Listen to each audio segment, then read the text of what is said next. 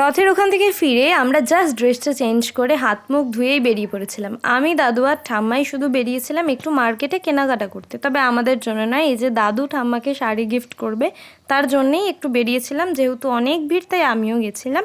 তারপরে দোকানদার ঠাম্মাকে একটা সেন্ট গিফট করে কেনাকাটা করার জন্য। সেখান থেকে চলে আসি মিষ্টির দোকান এবং তারপর সেখান থেকে মিষ্টি আর দই নিয়ে আমরা ঘরে আসি এবং খাওয়া দাওয়া করে আমরা আবার 10টা থেকে 11টার মধ্যে বেরিয়ে পড়ি।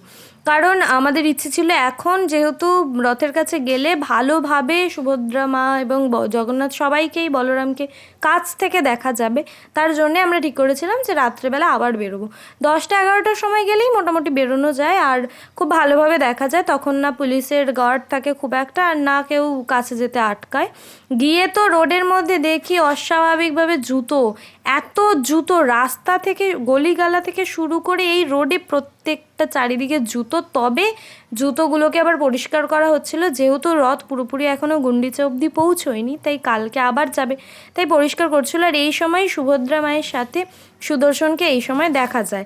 সেখান থেকে চলে আসি জগন্নাথ দেবের কাছে এবং জগন্নাথ দেবের কাছে মোটামুটি ভালোই ভিড় ছিল, তবে অনেকে ছিল যারা রাস্তাতেই ঘুমিয়ে পড়েছে। সেখান থেকে জগন্নাথ দর্শন করি এবং মন্দির এই সময় খুব সুন্দর করে সাজানো ছিল, দেখে টেখে আমরা বাড়ি চলে আসি।